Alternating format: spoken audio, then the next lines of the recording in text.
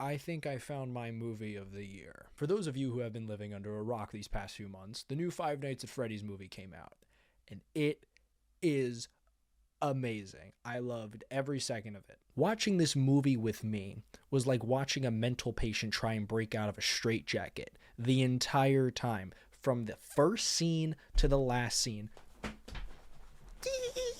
I was tweaking out. I loved everything about this movie except like two things, but everything about this movie except two things. So I wanted to talk about a few of those things today and what those things are, what I think they could have done better, and things that I just absolutely love and adore, and of course, my overall rating of the movie. I'm about to give you the most lukewarm, slightly cold take. If you didn't like this movie, good. It wasn't made for you. It's for people like me, who like the theories, who like the games, who like the community, and who wanted to get to see the characters on the big screen for a second time. I'm going to be negative really quickly. I didn't really like the dialogue all that much. You know why I liked the dialogue in any way? Because there were buzzwords. Buzzwords like Charlotte and the original location, meaning there's a sister location. Another thing I want to talk to you about, Blumhouse, you stepped up your animatronic game a lot, and I have to thank you for that. When Mike fell through the window and the shot comes up to the withered animatronics, I wanted to clap. I wanted to give them a standing ovation right then and there. They nailed it. And I knew Scott wouldn't let them not nail it. And then when they were uncovering the toy animatronics and you got to see like the glisten, glossy versions of them under the wrap, you were just like, oh, you were right there, but we knew it looked good, and we knew that they were going to look fantastic. And the animatronic I want to talk about the most is the marionette. Apparently Blumhouse wanted to add to the horror for this next film. They did that through the marionette. First of all, the marionette's size was pretty intimidating from the start. I don't know why. This could just be a me thing. I always imagined the marionette as just kind of like maybe the size of a child, but even just its hand coming out of the present that one time, oh my god. Like, talk about build up to this freakazoid. It just towers over the person it's gonna kill, and you're like, oh my god. Like, it's horrifying to see that. Also, the fact that they heard the music box and the girl shuts it off, I was like, you're dead. You're so dead. It was such a fun moment within the first 20 minutes of the film. You get to see the marionette on the big screen. That's amazing. Something else that they did with the marionette was that they gave her possession abilities, but in this case she actually went into the human body, which was also cool because that kind of made me think a lot about Lefty. And there's something else that makes me think about Lefty. The ending when Toy Chica goes to her house and the puppet is in there, I was like, it's probably not a call to Lefty, but that's all I was thinking about is oh yeah, she does hide in animatronics sometimes. I hope that was something where the writers were like, wait, wouldn't it be great? And it works because it makes sense because the marionette did it with Lefty in Pizzeria Simulator and in Ultimate Custom Night. So it makes sense. When the marionette possessed people, that was the most scared and horrified I was the entire movie, and not the jump scary kind of thing. I just personally found it very unnerving to see a human being move and look like the way they did when the marionette was possessing them. I am also a chicken. I don't do great with horror. Five Nights at Freddy's and Bendy and the Ink Machine and Hello Neighbor, that stuff, that's kind of where my horror love starts and ends. But that was for me the perfect amount of horror, and it's staying somewhat true to the game, and I loved it. I loved that feeling. It was fun.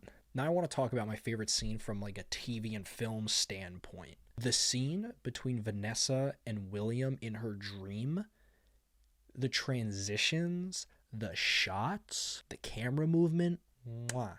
Chef's kiss. Like I said, there were a lot of basic horror things that happened before that scene, and then all of a sudden the scene happens and I feel like I'm in a completely different place. Blumhouse, great job. The shot of William getting closer and closer with each door opening, great. The transitions from her regular clothes to her cop outfit, great. The Transitions of her from going from old to young to old again, great. Those like very subtle effects when William was falling and his face was like deteriorating, another chef's kiss. Also, Matthew Lillard, I love you.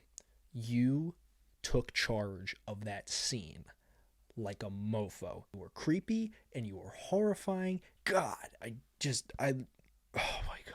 And then he's a doll in real life too, which is just always the cherry on top for a good actor. Some more justice about being a FNAF 2 player.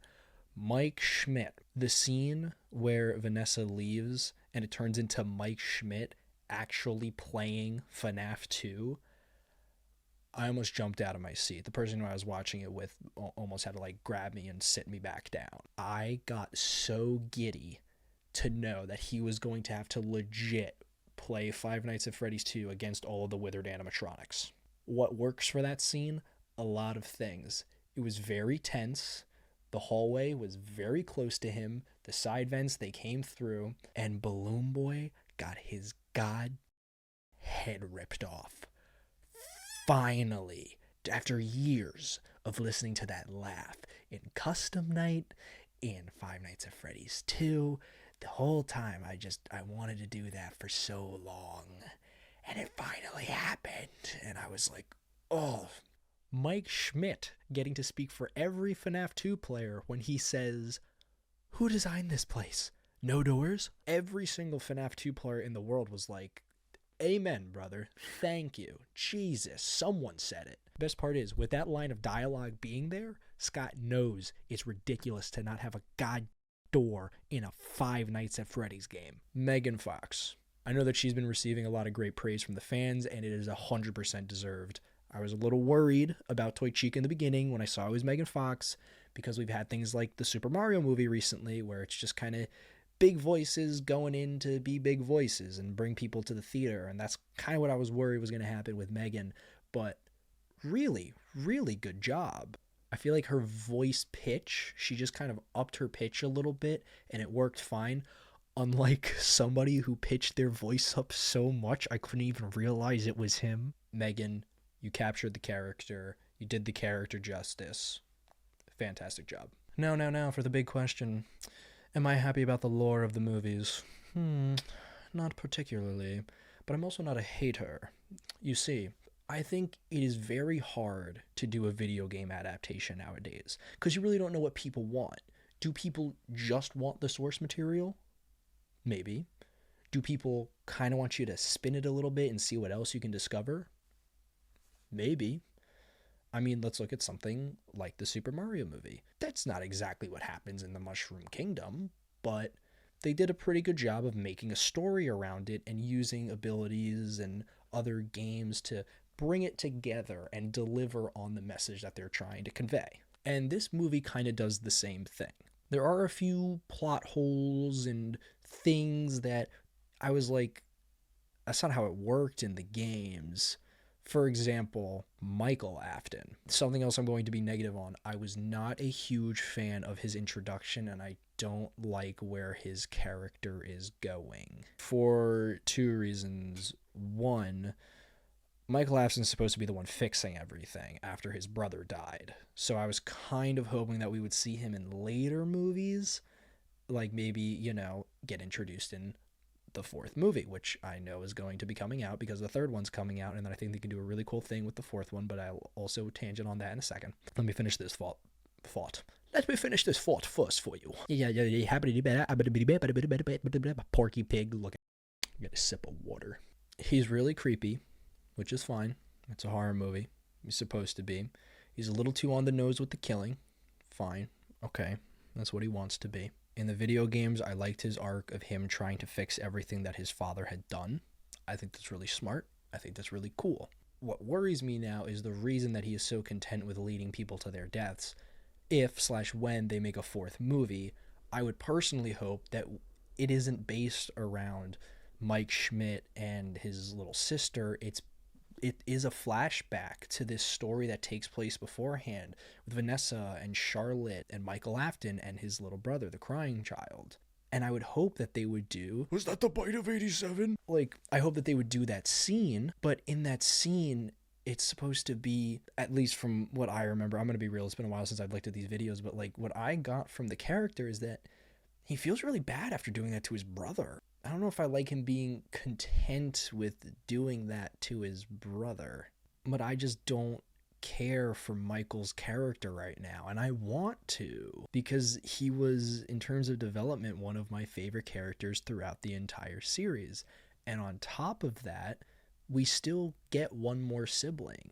We have to get the youngest sibling. And, you know, whether he's robot or human or, you know, whatever happens to Vanessa, if she's really a robot, yada, yada, yada, like, who knows if that's going to change from the actual lore of the video games to the lore of the movies. Now, listen, these games mean the world to me. The content that people have made because of these games mean the world to me. But I won't be mad if it doesn't perfectly line up. I don't think it should. I think they should see where they can push the IP. But there are things that worried me. Let's talk about the ending of this movie really quick. Okay, I get it goes back to the first location, you know, calls to the souls of the children. They come in the, you know, bodies of the animatronics and they fight them and they win. Yay! It's great. It's just a little sudden. It's a little underthought out. I feel like there could have been something stronger. A few things that I personally would have written in an ending like that is, one, since the perimeter is off on the people of the second location, those kids from the first location and their souls would move to the animatronics in the second location, take the bodies of the withered animatronics, and then go kick the crap out of the toy animatronics. This could also just be me wanting to see Withered Bonnie in action and Withered Foxy. Like my favorite characters. I'm definitely not just trying to gas them up and get them more screen time. I feel like something else they could have done is try and bring it back to the first location. Like maybe they lured them into the first location rather than having all of this end at the house. It's like, I get it. It's hard to jumble from going to the house to going to this to going to that to going to back and forth just between the two places, where it's like, okay, I get it, but there maybe could have been a setup where they at least go to the first location and then they get jumped by the FNAF 1 animatronics. Listen, don't get me wrong. I loved seeing them throw down. I was happy. I was joyful. Like I said, I was kicking my feet. I loved it. But then afterwards, I was like, oh, like, there could have been a little something more. Little something. But I'm not going to complain too much because it was a fun movie. Yikes, I'm putting my hat back on. It is time to talk about Matthew Patrick. I came into this movie wanting one thing: to hear my all-time favorite YouTuber in the entire world use his voice on the big screen. I didn't shut up for like 30 minutes before the film, and throughout the entirety of the film, I didn't shut up once. I was like, my favorite YouTuber, Matt Pat's in this. He's in this. He's in this. This is great. So then when he spoke, and he spoke like this, my friend turns to me and she goes, "That's your guy." Okay, I get it. He's meant to be a kid. But like, I knew what voice he was doing. I know his high-pitched voice. God, they cranked the pitch up on Audacity or whatever, and they threw it in there, and I was like, I still, without a doubt, think he is fantastic. I don't know why I was thinking that he was going to use his, like, decently regular voice. Like, I thought, you know, maybe a little bit of this.